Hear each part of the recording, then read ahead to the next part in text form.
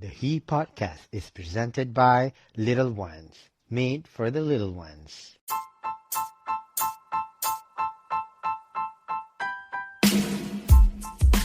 Who is he? He is me. Hi, I'm Rafi Redzwan. This is he.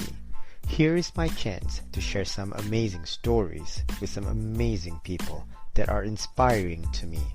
He celebrates everyday people of everyday life. He revolves around conversations that inspire others to change the world and make a difference in life, with a little bit of laughter and a whole lot of drama.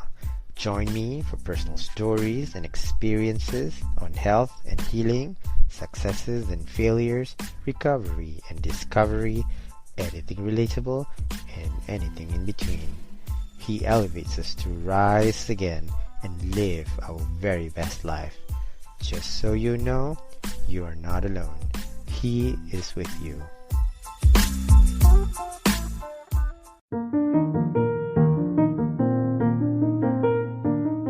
Once upon a time, there was a mother of two little ones. As a mother of two little boys who loves to dress her kids, it has been a constant struggle to find nicely made and affordable shoes, especially dress shoes. Most of the time, she will settle for sandals or sneakers.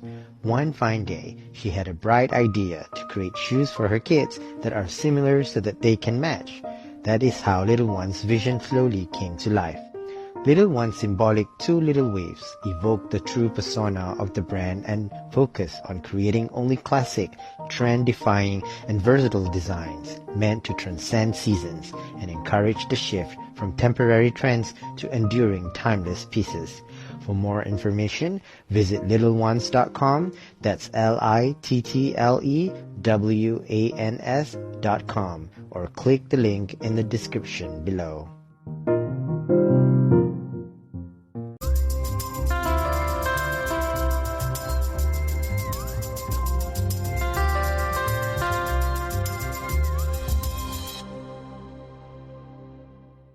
Hi Fatin, Hi, Refi. how are you? I'm good. How are you? I'm doing so well. I'm so happy to have you and thank you for saying yes to me. Thank you for having me. Honestly, it's so fun. Yes. I think we had a good ice-breaking Icebreaker. session. Yes, I agree. And then you are my first guest who has the most, influence on TikTok. No, no way, really. I'm proud of you. I'm proud of what you're doing, and I think Oh, you're doing an amazing job, thank you so much. especially sharing your story in your story time with Fatin. I guess my mouth can make me, popular these days in a different way. Do you talk to your patients a lot I talk to my during your patients session? a lot, Yeah, yeah. tapi macam I think it's important because a lot of people tanya macam, are you the same person you are at work? With my colleagues, 100%. Diorang nampak aje badut ni, this clown running around. Tapi for with my patients, the priority is to take care of them. So obviously I'm professional with them. Tapi if there's a light-hearted moment, and of course lah kita, chit-chat, Yeah. gelak-gelak, all that lah. Tengok orang juga kan, kadang cannot take Yes. it, kan, kadang you really Betul. have to be professional. Yeah, you're right, you're right. Wonderful. And I think you selected a very wonderful topic here, defying the odds and the influence of culture and identity. And I would love to dive deep into your background. I know you shared a lot, a story time with Fatin, where you come from, where do you study, where you used to live, and then what you're doing now.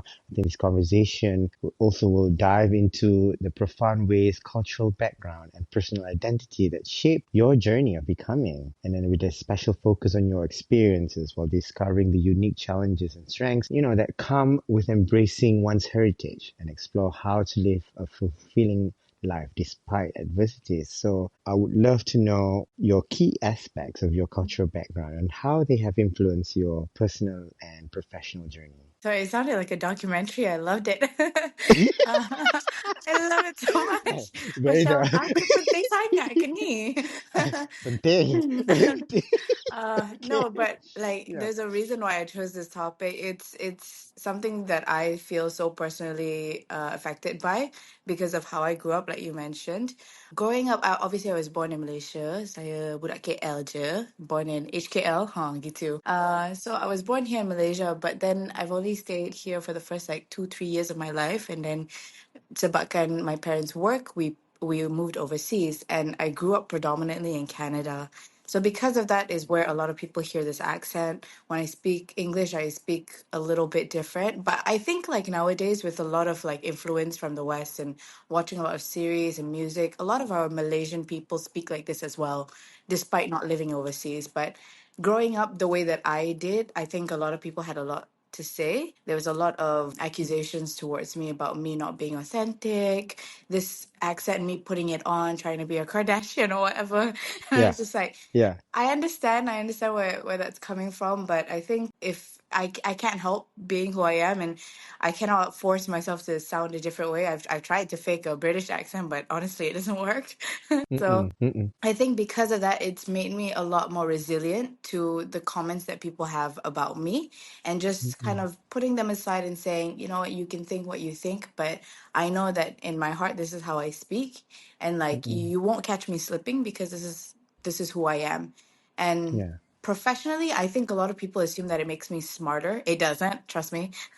It Yeah, it doesn't. does. I think it does because It does through your it? exposure, I think it does because I think this experience, Mm-hmm. the exposure you cannot buy with money, you know? Yeah, that Yeah. I do agree. In terms of like the exposure and also the influence from other Mm-mm. countries and other people around the Mm. world onto yourself, yeah, that one is just completely priceless. But I think in a sense of like, just because I sound a certain way, it doesn't make the things coming out of my mouth Yeah. any more intelligent. Yeah. Yeah. Okay, that's beautifully said. I think that's a very smart answer, you know. Oh, it I was think smart. if it was coming from me, I'd be like, shut up, you. Shut I am up. smarter than I you. don't want to talk to you. You can't speak I- to me. Oh, now, considering all this experience, I think what is the most significant, unique challenges you face while embracing your heritage? And Oh, how have these experiences shaped your identity? I think it's just assimilating into each and every culture, because growing up, I didn't just predominantly grow up in Canada because we moved around quite a bit. So I grew up in Canada. There were years where I was in Morocco, I was in Singapore at one point. I kind of moved into different countries. And because of that, when you're growing up, you're very susceptible, you're very naive. So as like a teenager, you just want to fit in. You don't care about standing out. You don't want to be a different person. You just want to be like everybody else. So I made it a point to always adapt into the culture, always assimilate into the culture. So that's why ada orang tanya macam, bila you cakap Arab tu ada macam ciri-ciri orang kata Arab, because I grew up in Morocco. So when they speak Arabic, Mm, like I made a point to not just say, hello. I would say the entire thing is like, and all that. And when they would speak in French, I would make an effort to sound more French because I didn't want to sound different. So because of that, I have a very unique talent in picking up things that I can relate to. But then it became quite difficult, and the challenge was moving back to Malaysia completely, because I knew this was my country and I belonged here and this was my home, but I didn't relate to my people. Of course, I knew about my culture, I knew about my language, tapi bits and bobs. But there are things that if you didn't grow up in Malaysia, you wouldn't understand. You wouldn't understand the experience of SMK. You wouldn't understand the experience of like going to Oak Klang Road, macam tu lah. So mm-mm, because of that, kids my age when I moved here for university, I didn't mhm. understand what they were talking about, Oh, and I didn't understand what they meant when it's like, oh, jom kita lepak kat pavilion. I was like, what's a pavilion? And oh, okay. yeah, I got it. I got it. Okay. because of that, I felt very foreign in my own country. So it took a lot of time for me to adapt to my country, my culture, my heritage. It's always been with me, but never as prominent as when I moved back here completely. Mm-mm. Is there a time when you felt like you were lonely, you were Oh, depressed because no one stood friends with you and stuff like that? yeah, I think not so much during university because that was the time where we were all making new friends. But I think in particular, I can think of one time, maybe I was around 11 or no, maybe 9 or 10 years old. We had just moved back from Canada and we moved to Singapore. So Singapore being as close as it is to Malaysia, kita balik lah Malaysia sekali-sekala. And then when we came back to Malaysia, my cousins treated me so differently. masa tu I balik Kuala Pilah, which is my mom's kampung, and not to say anything about them, but I think they were just, shocked by the difference in me and how I stood out a little bit in comparison to my siblings, but Mm, also them. mm-mm, And so mm-mm, I was made fun of, they said like, oh, hello, hello, hello, like, trying to mock my mm-mm, accent and things like that. mm, They also mm, made fun of the fact that I couldn't speak BM masa tu. And so mm, that was very, very isolating for me. And being a mm. 9 years old girl, you don't Oh, really understand yes. why people are treating you differently. So Yeah, I felt yeah. very, very, very alone at that point in time. Is there a sense of like, I tak suka lah Malaysia because of that? Yes, that at Ada that kan? age, Yeah, 100%. At that age, I was yeah. just like, I tak nak lah balik kampung. Mesti dorang Mm-mm. ejek I, and I felt that type of anxiety going into it. But, I had my siblings, which was great. But my siblings also, they would interact with the older kids. So I would Yeah. be forced to interact with them. Imagine if you had to like go to school in SMK school or SK school. Yeah. I think that would be more challenging for you because I've heard stories. I mean, it happened to my sisters. It Oh, happened to my cousin who came back and they couldn't get along, and then they had no other choices but yeah. to stay in that school. And the sad part is that teachers were involved in it. Oh, yeah. When the adults like don't. I mean, that's Um, the worst because teachers are supposed to be there. I mean, not all. I'm talking about a few teachers. It's supposed to support you, yeah, the guardians encourage you. are. Exactly. But no, a teacher will part of it too, like, accusing you for not wearing tudung and for having this Mm-hmm. Western influence so bad on Betul. you. And then imagine, like, for some people, didn't have the same choice. Like my sister, I think she went to SMK for about 2, 3 months and then Mhm. she cannot take it. My dad and my mom sent her to international, back to international school. That's Mm. in Malaysia. I mean, my cousin pula tak boleh sampai lah dia besar. Lepas tu, it was, until towards the end tu barulah dia okay because dia sampai like 10 years old dia balik dari US. Mm-hmm. Dia born and 10 years old baru parents dia settle. Mm. And then tiba-tiba kena pergi sekolah rendah, sekolah Yeah. kerajaan. Oh my god, dia kata It's kena quite pulau. traumatizing. Traumatizing. And then sekolah is where you go every day tau. Macam, Betul? I'm not discounting your experience. You balik, sekali you balik pun you dah rasa kan. Yep. Itu pun holiday je kan. Like you felt Mm-mm. like isolated. Of course. Imagine Yep. you have to go every day and people treat you like that every day. Yes. Actually, fun Kan? fact, I pernah ada sekali masuk SMK. It was when Ha. I was like 12 Oh, years sempat. old. Sempat Sempat. masuk. Yes, Sempat rasa. sempat. Tapi it was Aduh. like similar to your sister. It wasn't a long time because I couldn't do it. Hmm. I think it was when I was like 12. We had moved Hmm. back from Singapore back to Malaysia. Mm-mm. And I think we were only planned to stay in Malaysia for a year or two. So my Mhm. mom sent me to SMK, one of the Mm. ones nearby my school. Tak nak lah Yeah. disclose location. Yeah. Yeah. Yeah. Yeah.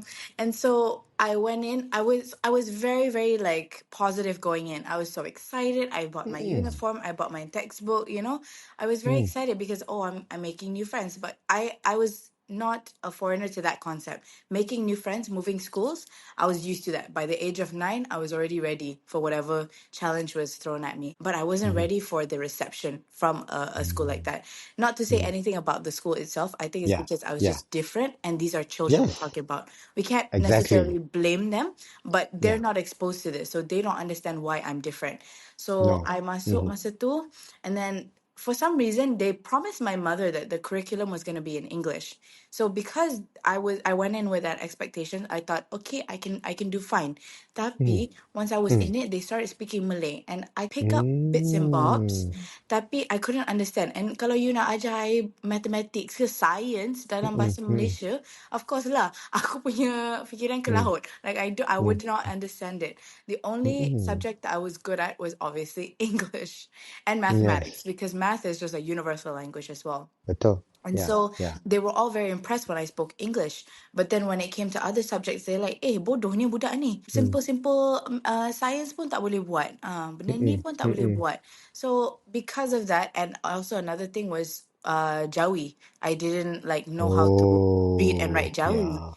And Yeah. so Yeah. because of that, I was heavily bullied. I went home crying every Mm. day. It got to, like one point, my mom was just like, try your very best. Come, I'll teach you how to read Jawi and stuff like that. But because I didn't Mm. know Malay, of course I didn't know Jawi.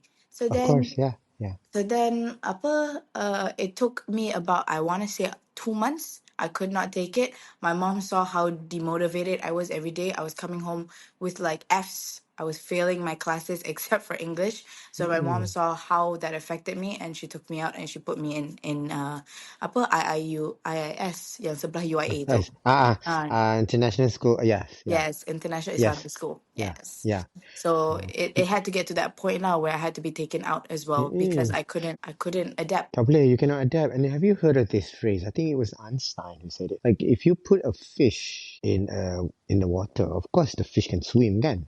Fish will swim, like thrive, Yeah, because that's the place for a fish to be. betul. And if you take the fish and put them on the road, they're And not ask going to them to be climb, anything. to walk. They cannot do it. Yes, they cannot do it. So only people who have that experience can understand what we're going through. And at the same time, it's like you can push certain limits, tapi kita pun ada limit. Yes, that's why honestly, your cousin, kudos to her. I don't know, Mm, a man, the mental strength it should have taken for her to get through those yeah, years. yeah. Mashallah. Kan? Oh, to sampai like 10 until like I think like 16. Lepas tu dia kena belajar balik bahasa Melayu. And then they don't understand that when you go outside Malaysia, if it's not English speaking country, I think you spoke about this in your story time, you have to go to international school. Yeah, betul. Kan? Kalau my sisters pernah, they live in Qatar. Okay, Qatar memang kena pergi international school lah. Yeah. And they were in America, you can go to public school because it's English speaking country. So you can speak. So when kids are at school, their influence, their number one influence is friends. So they will use the language which is English. Meaning no matter what parents speak at home, they can probably understand, but they will still converse in English. You know what I mean? Yes, betul. Can. Because every day they spend their time at school. So you like it or not, parents yang cakap Melayu, walaupun they try to instill Malay in the children, anak dia akan ambil bahasa Inggeris punya. Bahasa perantara yang dia guna kat sekolah tu.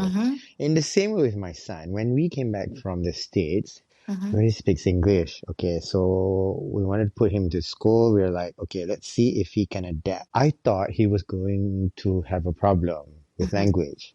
Tapi dia jenis yang resilient tau, cepat. Dia nak adapt, dia terus like pick up on this Malay words tau. Tak sampai 3 bulan, tapi sebab dia kecil lagi. Yeah. Dia balik dah umur like 6 kan. Oh, okay, yeah. So dia sempat lagi nak macam okay, catch up lagi. Tapi kalau you by 4, 3, 2, 1, katalah 4, 5, 6, 7, 8, 9, 10 dah memang start you dah dekat sana. Bila you balik memang susah. Yes, sebab tu je. That's your mother tongue considered like in your. Yes. Like, I mean, I'm not to say like it's not doable. That it's 100% doable, but it's whether or not you have the strength, whether or not you have the capacity to do it. Yeah, it's hard to say lah because like Kan? younger kids, they adapt very quickly, and younger kids are not as mean. Honestly, I think it was because the kids were so mean, because like. Tapi Ryan kena juga. Kena for the first few months tu dia pulau dia tak nak kawan because he only speaks English. And then diorang ada klik dia dah. Malay, Kan? cakap Melayu je. Kan?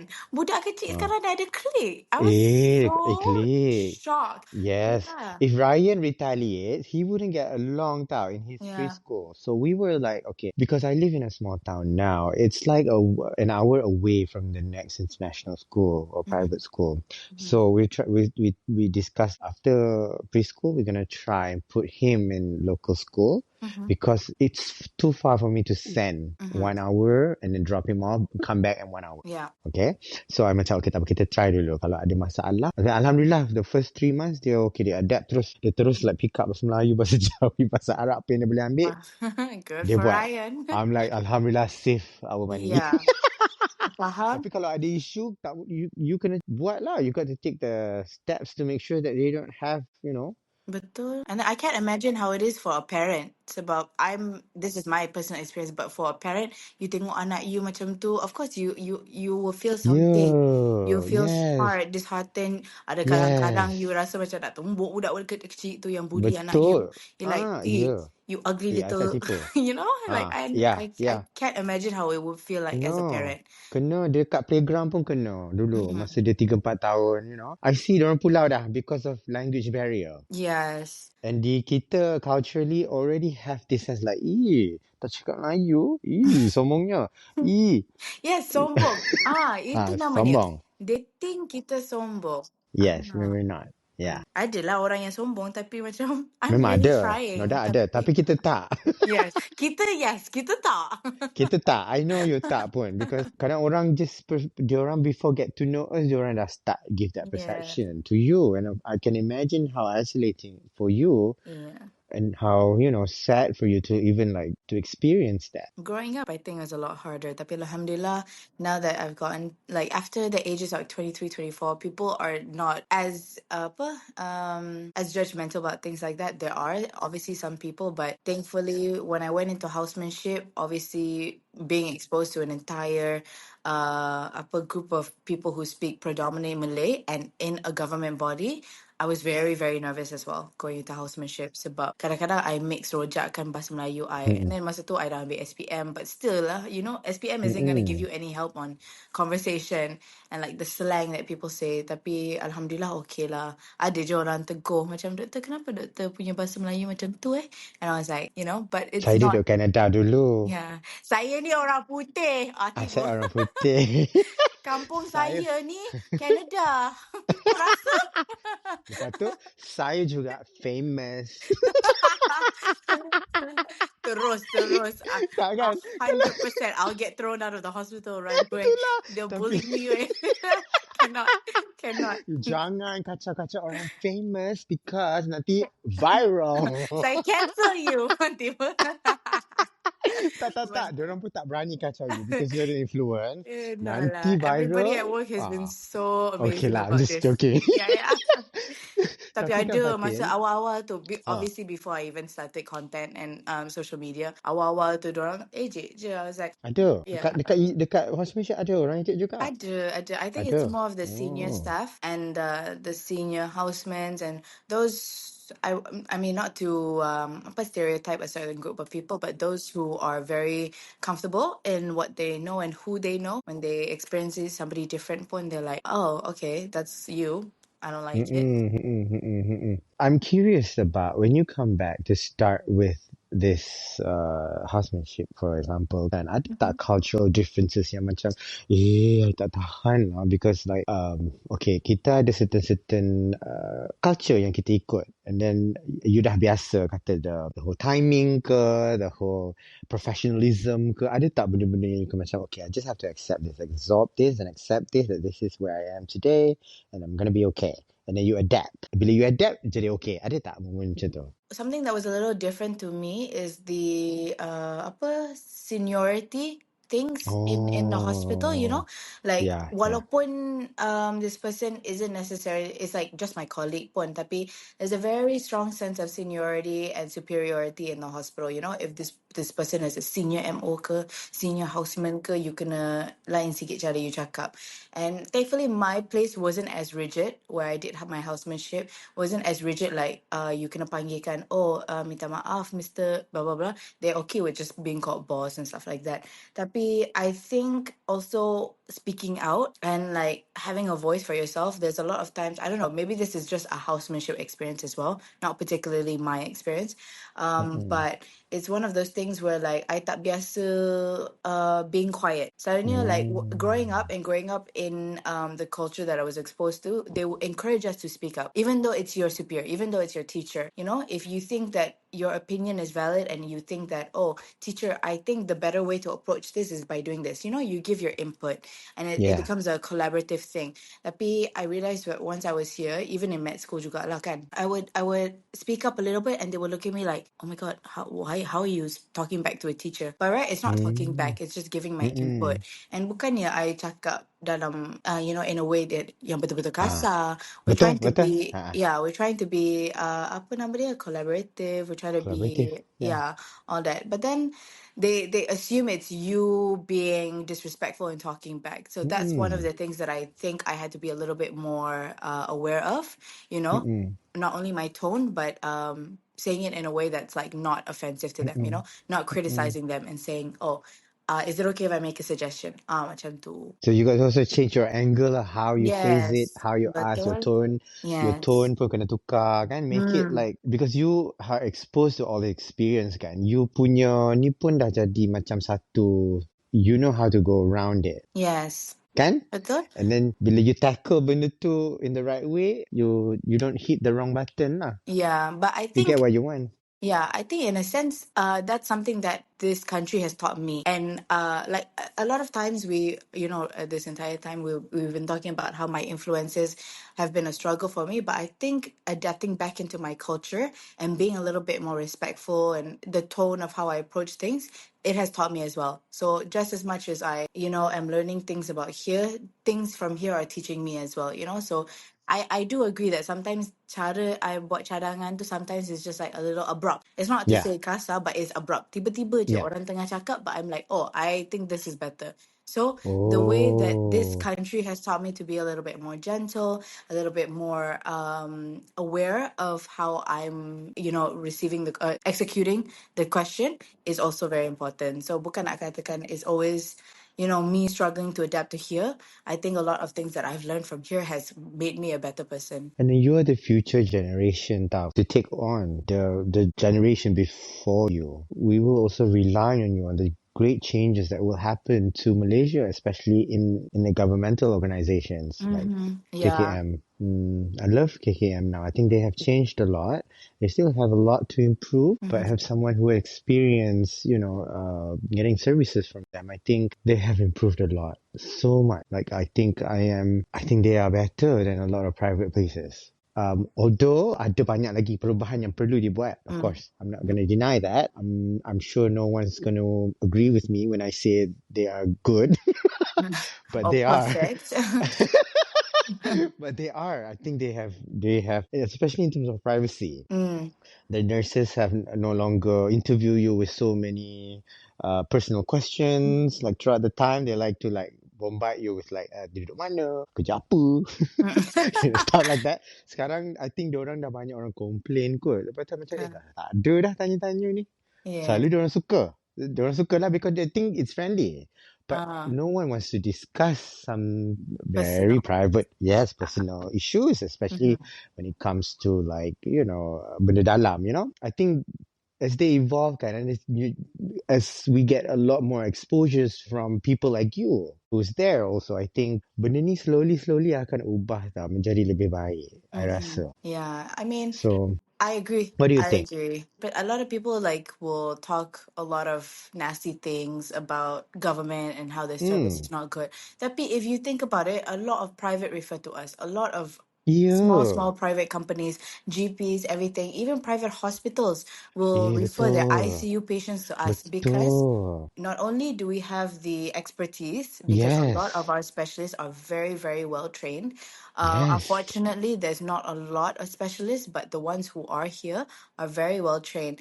And being working in KKM, it's been eye opening to see just how intelligent our people are. Our people Hmm, are so talented. betul, They're yes, incredibly talented, and I think they can go even beyond Malaysia. They can be betul, bodies they can be influential powers outside of Malaysia as well. So yeah. it's kind of disheartening sometimes to see what's going on with them and the difficulties that they have to struggle in our healthcare. I think there's also, like you said, a lot of room for improvement, myself included, myself being an MO, myself being a body in the KKM itself. With that being said, personally, my experience here, I've been having the best time with my team here in emergency. They understand who I am and they don't judge me for it. And I see that they're non-judgmental to our patients as well. No, Obviously we have yes, a yeah. little kiki kaka here and there, but otherwise it's all been very respectful of everybody's experience as well. I have issues with left shoulder. Mm-hmm. I dah keluar dislocated shoulders issue like 9 times. Ooh, So emergency memang recurrence. pergi paling dekat lah. Kena Mm-hmm. kadang-kadang hospital ni lah, hospital KK lah, General Hospital. Lepas Mm-hmm. tu dia memang very professional Like I masa balik Malaysia I macam okay apalah dia akan buat kat shoulder I ni Yeah. because Yeah. sebab Yes. kena banyak dekat US. So Mm-hmm. bila balik terkena pula. I'm macam I'm very impressed with the services. I mean like Yeah. and they have to treat diorang punya case a lot tau every Mm-hmm. day. Yeah. Banyak, okay? Meaning they receive all kinds of people. So basically kalau dia boleh solve case tu, secara the best that and they can. Mm-hmm. Kira okey dah lah kan. Tapi of course mesti ada satu, dua, tiga kita tak boleh escape lah. Mesti Yeah. ada orang yang akan macam tu. And also for us as patient, kita kena faham dia orang juga. Yes. Dia orang bukan lambat suka-suka kadang-kadang. Kadang-kadang. Yeah. Kadang-kadang. Uh, Kadang-kadang. So, kita as patient pun kena faham yang dia orang handle beribu-ribu orang satu hari. It's very important for both sides to have the perspective lah. I Yes, sebagai yes. seorang doktor kena faham, oh kesian ni Yes. patient aku tunggu kat luar 3-4 jam. Betul. And Betul. I honestly, when I'm going through patients, sometimes I feel very bad when I see the waiting list. I'm like, oh my God, this patient's been waiting 2 Panjang. hours. Like, God forbid, it's something like pain, you know? A lot of people can stand pain, a lot of people cannot. So for me especially, and from what I've gotten from my colleagues, we do sympathize. We don't want you to be waiting outside for so long, but there has to be an understanding from the patients as well, seeing that you see me, I have to go through 40 patients at least, sometimes. And it's not like I can see a patient and then just have them discharged immediately. Sometimes it's like that, but if you're coming to my emergency, there's a reason why you're coming in for more treatment. And so even though you've been waiting for 2 hours, I might give you medication, take your blood, but then call you back an hour later to review it. But then Yeah, people think yeah. like I'm skipping the line and things like that. Yeah, yeah, So yeah. there's a lot of miscommunication, misunderstanding between healthcare workers as well as the patients that we're treating. And I think something that I'm trying to do with my platform is having a better understanding for both of Yes, us, you know, yes, for yes. I us to agree. recognize. Yeah. I really, I am very proud that I think we're sharing this conversation with me too, because I think you are making a difference, Fatin. No.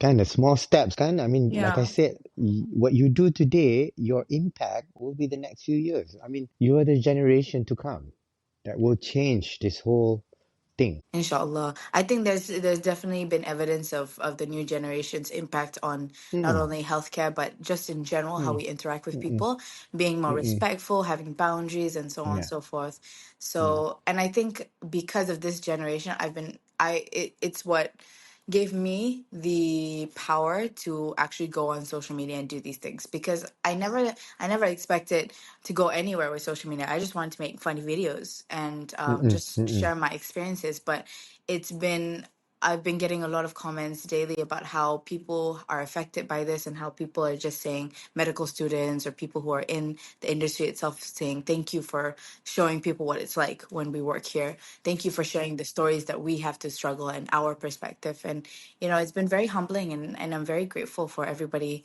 who's been watching my videos and who's been understanding that aspect as well. Yes, I want it to be funny, but also I want them to take away the messages that I'm kind of sending, not subliminally, but that we're all trying our best. Honestly, it's just yes. that we're all trying our very best. Indeed, indeed.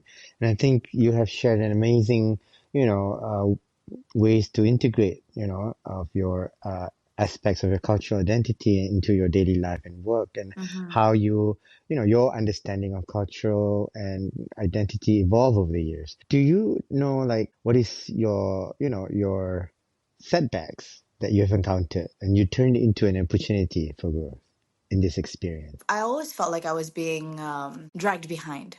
When you grow up different to other people, you always feel like you're being left behind and you're isolated and things like that.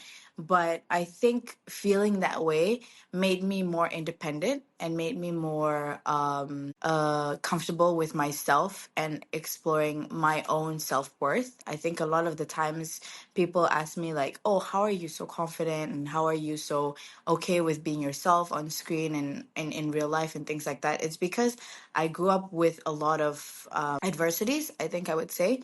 And obviously, my experience is different from others. A lot of people had to grow up with a lot worse than I did. So I'm thankful that I was able to come out of it. And because of that, I really had a true understanding of who I am, what I am able to offer people, and my self-worth. And that's where my confidence comes from. Is I know that I have a lot to offer, and I know that I'm a kind person, and I know this and that. And it's not being boastful, it's not being narcissistic. It's just because I've had all this time to myself that I didn't want in the first place. But it made me really understand who I am and my identity, and it made me who like all of these things, me being a third culture kid, me being exposed to all these different cultures, and me coming back to Malaysia, me being bullied, whatever it is, it made me who I am, and I think I'm a better person for it. And speaking of time, and you spoke about time just now, how do you juggle between professional work? I believe whatever you're doing on TikTok is work, Oh, and I I'm think so sure, too.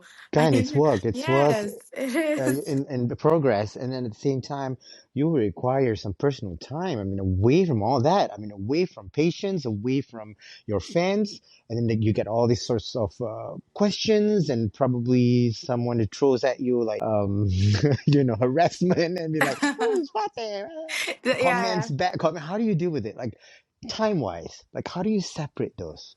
Time wise, I have not perfected it. I'm still struggling with it. I think, I don't know if people know this, but like I am still working a full-time job. I still work my full-time shifts, in my hospital, and I don't know how to say it. Like some days, like I get home from work and I've planned it like, oh, tonight I'm gonna edit, or tonight I'm gonna, figure out a post or whatever. But with that being said, when you're tired from work, you're tired from work. There's really nothing you can do about it, you know?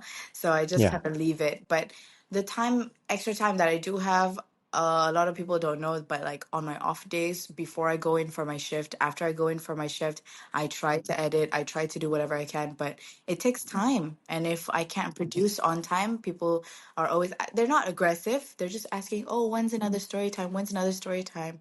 Like, I haven't posted a story time in about a week now, and it's because I've been very, very, very occupied. I have my own work assignments, I have a presentation at work.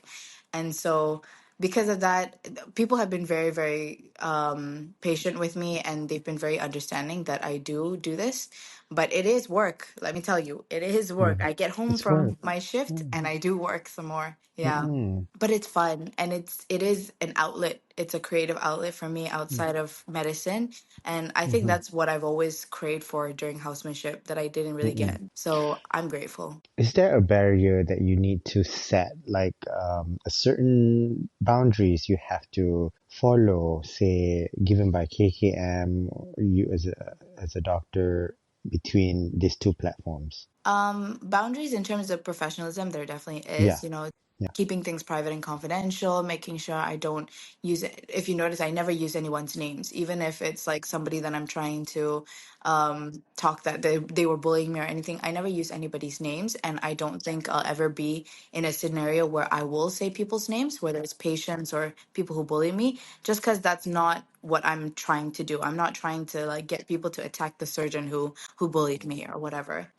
So in that sense, there is that boundary. Personal boundaries, I think, a lot of people have been saying this on my comments. They're like, "Where do you work? Where I want to go and see you, and I want to find you." And I get that it's coming from a beautiful place. It's coming from a place of like, I want to meet you and I want to interact with you, and I would love to interact with you, but not at my job. I've been hired, I've been paid to do this job. And if I'm being honest, like if it's an office job, okay, fine, maybe I can take 5 minutes away. But I'm working as a doctor in a hospital, and I'm working somewhere in the emergency department. So these people and my patients deserve my time and undivided attention. So my priority will always be with them. And I have had scenarios where patients will be like, Doktor yang kat TikTok tu kan? And stuff like that. And I'll be like, I'll be as respectful as I can, but I try to remind them, saya sedang bekerja, and my patients are my priority. So I cannot spend 5 minutes talking to you, unfortunately. I love to interact with people. Trust me, like if I've met people when I was at the mall, and I speak to them for like 5-10 minutes. Like I love interacting with people who want to interact with me. But when it comes to my place of work, my priority is my patient. So that's the boundary that I've really had to set between this and my job in social media. And you cannot like please everyone too. Yeah, There are that's times true. you just have to like. So I only have 5 seconds, Yeah, and I I'm gotta sorry. go. Thank you for watching, but I can't. Thank you. There's a patient Yeah, with a heart attack. yeah. Like let's do, let's Yes, see the betul. priority. Yes, yeah. I mean, imagine kan, like I pun kadang-kadang. I mean, I don't have that much followers, but kadang-kadang jalan-jalan pun macam like, okay, I'm famous. I cannot type. Who's I only gonna have talk to I'm Kim me? Kardashian. Sorry, Uh, I have 5 minutes. I yeah. don't have 5 minutes. Yeah, I think that's what humbles me as well. Still Mm-mm. working and doing all that is because, yeah, it's because like regardless of who I am, it doesn't matter who you are in medicine, as long as you're able to deliver, and things like that. Beautifully said. Beautifully said. And you instill a lot of laughter in your content. And I think, Dr. Fatin, you being you.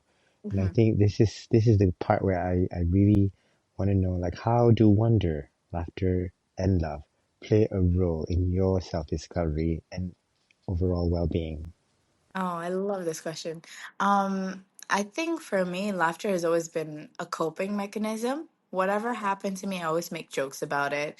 And the struggles that I go through, I always joke about it eventually. Like during the time, I'm obviously depressed, and then I'll make jokes about it. So, laughter has been a key aspect to my growth, I think is the best way I can put it. Every time I deal with something, I allow myself to feel those emotions, but then I find a way to just laugh about it and make fun of it. Like the story times that I do, during that time, I'm like stressed, Like, let's say one of the story times that people really enjoyed was most recently when a dermatologist made fun of me for not looking, cute that day. Yeah. And at that time and point, I'm just like, oh my God, am I really that ugly? And I felt very bad about myself and things like that. But now that I've had time to explore it and time to heal from it, like I'm just making fun of it. And I think that's one of my main goals in life is just to live my life as much as I can in Mm-hmm. laughter. Even if you Mm-mm. can Mm-mm. make fun of yourself in ways, it's a key aspect to my own growth and the way that I think I other people enjoy spending time with me is the Yeah. fact that I make them laugh, and I genuinely just do it because it makes me happy. I don't do it for laughs. I don't do it for jokes. I like being funny, Yes. and I like that Yeah. people are receptive to that. And doing social media and knowing that people really, really enjoy my humor, it's been so like, how Mm-hmm. do I say it? It's just been a profound, immense of love for not only myself. Mm-hmm. That sounds so narcissistic, Yeah. but you know what I No, it's not. mean. No, it's not. I think Yeah, no, I like don't think it is. I I just don't feel think it is. like I Yeah. love myself so much because I never knew that I was actually funny. I always thought I was the most funniest person in the world. Like I was like, I'm Mm-mm. hilarious. But Mm-mm. knowing that people enjoy this humor as well, it's really fun. And Mm. because of that laughter, it's translated into love. And not only love for Yes. myself, but love for others as well. Wow, I love it. But how do you maintain this positive outlook? Like, what do you do to stay resilient, throughout all these adversities and challenges you face every day? I'm not a positive person. I think that's a weird thing for me to say, Mm-hmm. seeing my content and how I'm not naturally a positive person. I'm very pessimistic. Anyone who knows me knows that Mm-hmm. I always gravitate to the bad first. But I think because of that laughter, because of, not wanting to just dive deep into this pit of despair and depression and things like that, I try to make myself laugh and things like that. And sometimes like if you're my neighbor, you just randomly hear me laugh. And it's just because I'm just like thinking of something funny to myself. So because of that and not wanting to fall into despair is where I really try to manifest positive energy. And I'm not Mm-hmm. positive 100%, and I try not to be because I think toxic positivity is a thing as well. I try to just feel all the emotions that I can at that point in time, but it generally always comes back to laughter. So when I'm being humorous, laughing, it soothes my heart and my soul. Think it's how you also help others, kan? To like navigate their own issues, yeah, in their own ways, be it cultural identities or personal challenges. I think that's the way you do it as Fatin, and they know that this works for you. And I guess people must find a way. And how can they help people in the way uniquely that them? Yeah, that's true. Okay, I yeah, think there's no need to judge how somebody does something, but if it works, it works, it And works I'm just exactly. so happy. I'm so glad that people are taking from my videos something positive. And what advice would you give to someone struggling to embrace their heritage and identity while facing life's adversities? I think it's just because your heritage is something that's inherently you, whether or not you want it to be or not, it's going to be you. It's in your genetics, it's your DNA. And that's something that I had to understand too. It's like, okay, I can try to be as Canadian as I want, but my genetics tell me that I'm Malaysian. You know, I'm from the Southeast Asian countries and from that group of people. And so when you're inherently a certain type of person, you're going to experience things differently, whether it's physically or mentally or whatever it is. And I think your heritage is something that's so beautiful and it's something that makes you unique, even amongst each other.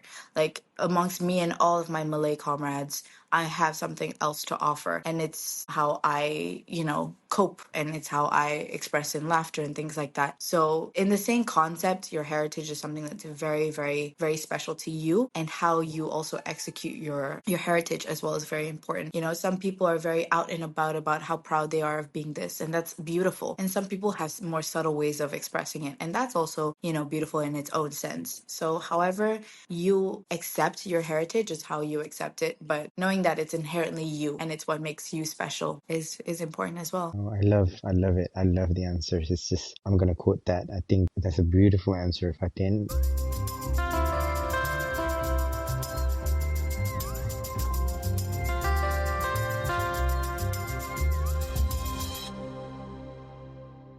And before we end the conversation, Dr. Fatin Daud, what are your hopes and dreams Oh, my hopes and for dreams. yourself, for the people that you work with, for your family, and probably for the world? Oof, it's a big question.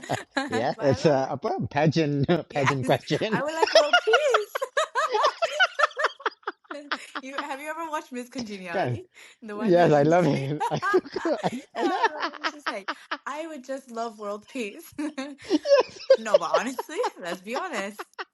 We Let's would be honest. all want world peace. I Yes, world think, peace. yeah. Yes, Let's make go love, no global. war. Macam tu. Yeah. I I Okay. think globally, of course. I Uh-huh. mean, I know it's Uh-huh. cliche, but world peace or in a sense of like just unity amongst us all. I think there's so much on our news right now about the disparities and the I don't want to use the word conflict because I don't Yeah, that's such a loaded word these days, but there's just yeah. been so much going on and so much death and so much poverty in the world, and I Mm-hmm. think we are better united than we are separated, and there's a lot more that connects us than divides us. Yeah. So for the world, I really hope that my children, inshallah, whenever I do have them, will grow up in a Mm-hmm. world that's more understanding and more receptive of people and wanting to understand our similarities rather than our differences. In terms of my life, I do hope to have a family of my own, to have children that I can instill these beliefs into, and to raise them to be, just good Samaritans. Just not even like I don't even want them to be, world leaders. I don't want to be a world leader, but just Mm. to just be a good Yeah. person, because that can rub off in a beautiful thousand ways. And Yeah. for my work, just having that communication between healthcare workers and patients, and also for a more hopeful KKM and all that. Mm-hmm. And just my dreams are to be Miss Mm. Universe. No, I'm kidding. Yes. I would love to be Miss Universe at 29, Yeah. but no, Yes. Yes. no. My dreams, my dreams are a lot less about others Yeah. and more about Yeah. myself. I think just Yeah. to Why not? achieve a life of gratitude, and I think a Mm. lot of work-life balance. For me, like it's Yes. very, Yeah. very important for me to be able to like, okay, I come home from work, but then I can just read a book and do whatever I want. So Mm-mm. yeah, with that being said, I want to achieve a lot of inner peace for myself. Yeah. Hmm. Well, Fatin, you defy the odds in the most magical way. Keep being you. Keep up the good work. I think you're doing an amazing job. Thank You are you. an inspiration to me. And thank you for joining me in this conversation. I think I'm so blessed to have met you and cross paths with you in this journey. Myself included. I'm so Wow. grateful that you've Wow. included me and you thought that I was going to be a good guest. And I Yeah. hope I Well, yeah. was. You were, you were. I think Thank you. I had goosebumps like along the way, like few times. Like I couldn't count it No, anymore. you Like stop it now. wow, wow. You're very smart, and I think I think I meant what I said about the next generation. I think people like we need a lot more people like you to Inshallah. change and be the universe, be the Miss Universe you aspire Yeah, to be. yeah. We could all Yeah. be Miss Universes, Yes. like in Exactly. spirit. Yes. Thank But you, I'm Fatin. Queen Miss Universe, tiba. Yes, yes, yes. I also queen. Are we gonna fight for the crown now? Yeah. Okay, we can be queen for different things, you know? Yes, of course. See, everyone can have their crown. Yes, everyone can have their crown. Well, thank you, Dr. Fatin. Thank you Oh, so thank you much. so much, Rafi, as well.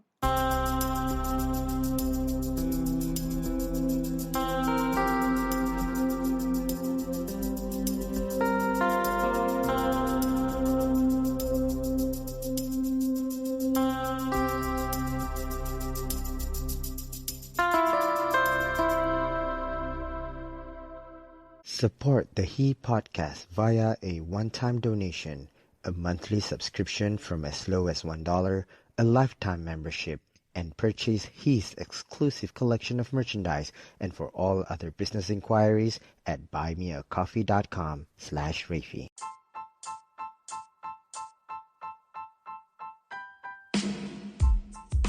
Thank you for listening to He. A new episode is available every Thursday, and don't forget to subscribe, rate, and review. We'd love to hear from you. Follow me on social media at Rafi Rizwan and at He Podcast for all the updates and behind the scenes. Once again, thank you for listening to He with Rafi Rizwan.